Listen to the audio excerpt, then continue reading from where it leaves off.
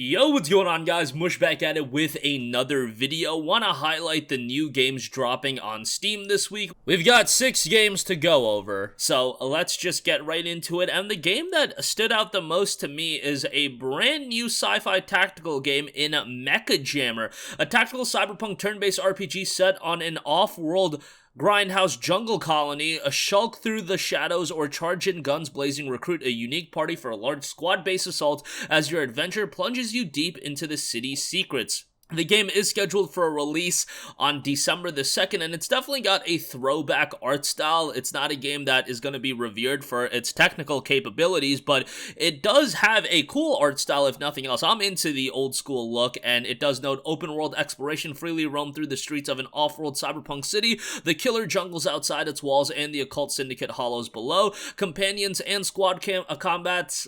Recruit large squads of mercenaries, gang members, and thieves as companions. Issue commands to the whole squad to keep the turn-based combat fast and exciting. Choices and consequences. You and your crew of deserters have crashed onto a hostile jungle colony. To escape, you must gather rumors, bribe enemies, and earn trust through completing missions. In this immersive sim, choose your path wisely as your story options will shift with every choice in character creation. Deep and fully customizable character creation allows you to experiment and design your own playstyle. Again, the game is out December the 2nd. Next up, we have a brand new free-to-play game. This is one I've been following for a little bit now, and that is Century Age of Ashes, a free-to-play multiplayer dragon battle game. Master a growing roster of classes and dragons, compete in intense arena battles, and rule the skies in fast-paced aerial combat. Look, a free-to-play dragon battling game definitely isn't something that I was expecting when this game initially got announced, but hey, it looks pretty cool nonetheless. It notes compete in intense online games ranging from 3v3 to 6v6 and discover the fast-paced gameplay of Century Age of Ashes. Dive into the arena alone or with friends and fight for your survival. 3 varied game modes await you: Carnage, Spoils of War, and Gates of Fire. Carnage is a 6v6 killing spree with special power-ups appearing in the arena to unleash hell on your opponents. Gates of Fire, a unique mode in which 2 teams clash over possession of the flag. Gain points by flying through special gates around the area while holding the flag. And Spoils of War, steal gold from the mighty creatures and the enemy team while protecting your own gold nest and adapt to various unexpected situations. While they have their unique names for those game modes, they're definitely reminiscent of game modes you would see in other multiplayer titles. This is one as a free-to-play game I think is going to have a certain level of buzz around it just naturally. As a dragon battling game, I think the day it drops on December 2nd, it's going to have quite a bit of players. Is it going to be sustainable? That's going to be the real question. We'll see how it turns out. Again, it's coming December 2nd.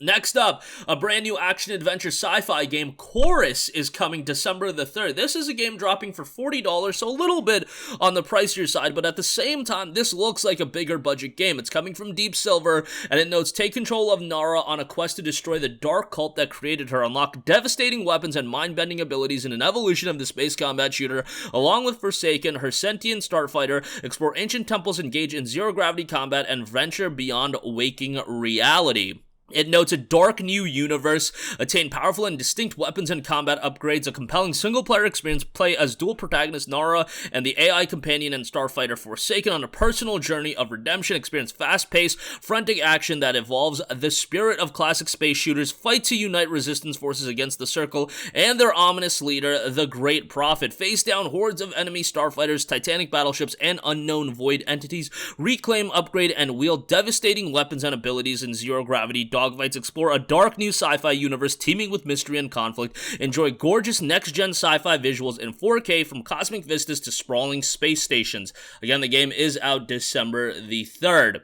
Next up, we have a brand new open-world survival game in ICARUS. ICARUS is a session-based PvE survival game for up to 8 co-op players or solo. You can explore a savage alien wilderness in the aftermath of terraforming gone wrong, survive long enough to mine exotic matter, then return to orbit to craft more advanced tech, meet your deadline, or be left behind forever. This one is dropping December the 4th. Maybe a game you're going to want to pick up and play with a couple of friends. I think that's how you're going to have the optimal experience, but it also notes, endure a savage alien wilderness on ICARUS, humanity's greatest mistake. Survive its brutal environment as you explore, harvest, craft, and hunt while seeking your fortune. From their orbital station, prospectors drop to the planet's surface for limited time sessions where they learn to endure the alien environment, complete faction missions, and search for valuable exotic materials. Those that survive return to orbit as seasoned veterans, converting their exotics into advanced technology and taking on even more challenging drops with newfound knowledge. Those that get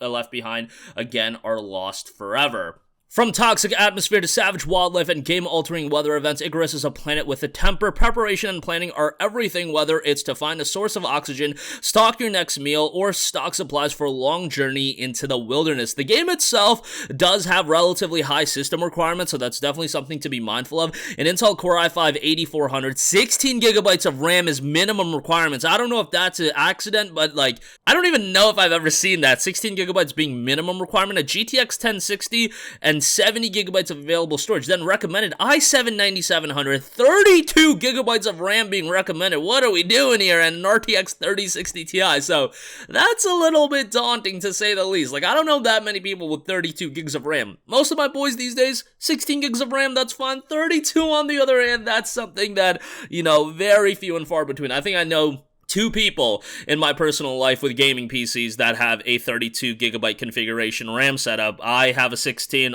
Most of my friends have 16, so that is kind of insane to think about, but nevertheless, ICARUS will be out December the 4th. Next up, we have Propnight, a brand new action first-person horror game. Join a thrilling party in Propnight, a multiplayer physics-based prop hunt mixed with classic horror survival. Definitely has a bit of a trippy art style, to say the least. Visually, it doesn't look bad at all. It's a 4v1 multiplayer physics-based horror title in a small provincial town. Teenagers continue to disappear mysteriously, but who or what is behind this? Again, a 4v1 horror title, something we've seen in the past, but we'll see how this one turns out November the 30th. And lastly, here's a notable release in World's End Club. This is making the transition from Nintendo Switch over to PC. Pretty cool to see this. 12 kids, a 1,200-kilometer journey, a new type of action-adventure game that fuses thrilling story with 2D side-scrolling action. Definitely has a quirky art style here, cartoony look to say the least. Game features simple controls, a fusion of 2D side-scrolling puzzle, action game, and story-adventure game.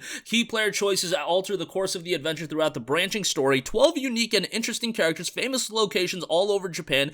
The story unfolds in unexpected ways. The game summary notes, in an elementary school in Tokyo, there's a club called the Go-Getters Club, made up from the oddball kids all over Japan. Riko and the other members are somehow different than the other kids around them. Then one day during the summer, while on the bus for their class trip, they get into an accident. When they wake up, they're in a theme park under the sea. So definitely a game that's going to be narrative driven, has some quirky design choices, and it's a game that was received relatively well on Nintendo Switch as well, so we'll see how that turns out. Like, definitely had a bit of a mixed reception here and there, but a lot of people that actually played the game really did enjoy it. Metacritic, it's got a 62, but you know, the user score is a 7.3, so that is a little bit more positive. Comes to Steam on November the 30th, and that's gonna do it for me. Again, a lot of new games coming this week. You know, Epic Game Store has probably one of the more notable releases of the week in Solar Ash. Very excited for that. I'll be checking that out on PlayStation, but couple notable titles on PC and Steam as well, so check those out. Links to all of them in the description box below. That's going to do it for me. Let me know all your thoughts in the comment section down below. As always, thanks for watching. I'll catch you guys in the next one. Peace out.